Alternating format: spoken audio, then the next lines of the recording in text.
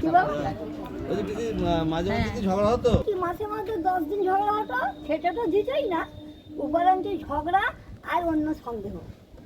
আচ্ছা। স্ত্রী যে লোকের বাড়ি খেয়েছি আনছি, বাবা বাইরে গেলে 5 জনের সঙ্গে কথা বলতে হবে, দেরি হবে।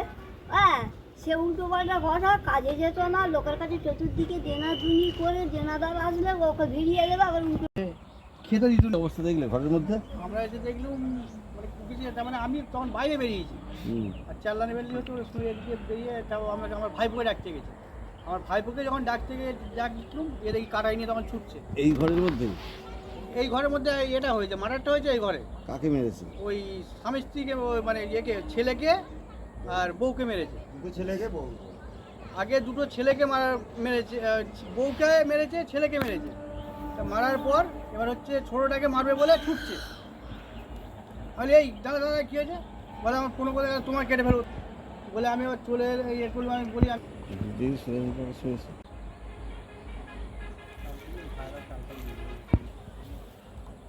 কটা নাগাদ হয়েছে আজকে টাইমটা?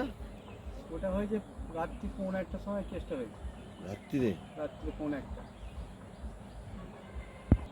মেয়ে আছে সে? মেয়ে কোথায়? ওই মেয়ে আছে বাইরে। ঘটনাটা জানতে হয়েছে এরকম সন্দেহ করতো, এই করতো, ঝগড়া ফগড়া করেছে।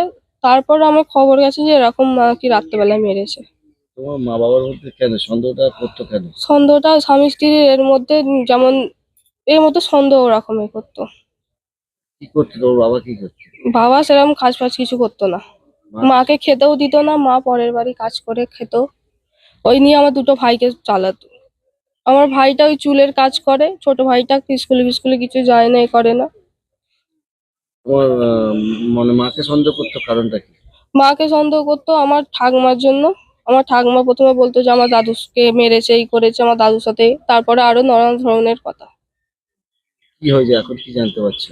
এখন তো জানতে পারছি না কি এই কদিনের মধ্যে কি ঝগড়া হয়েছে, আমার মা আমাকে শোনায়নি। সেরকম শরীর খারাপ ছিল বলে আমার শোনায়নি। খালি রাত্রেবেলায় কালকে সন্ধ্যায় একটু ফোন করেছিল।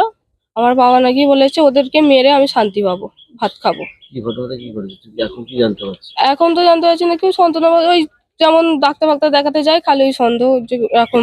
কি হয়েছে রাতে ঘটনাটা কি করেছে? রাতের ঘটনা বলতে রাতে তো শুনছি তো এসে নাকি এরকম কুপিয়ে দিয়েছে আমার মাকে আর বড় ভাইকে।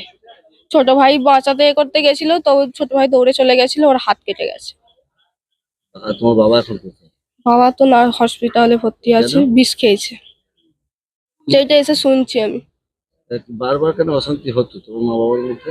বারবার সংসারে মানে স্বামী স্ত্রীর যেমন একটা লিভিং সমস্যা, এনে আমার বাবা যাকে বলে একদম জানোয়ারের মতো ব্যবহার করতো। ওই জন্য ওই ভয়ে আমার মা যেতে পারতো না। তুমি কি চাইছো? আমি চাইছি আমার বাপের ফাঁসি হোক, আর আমার ঠাকুমারও হোক। তোর নামটা? আমার নাম পল্লবী অধিকারী।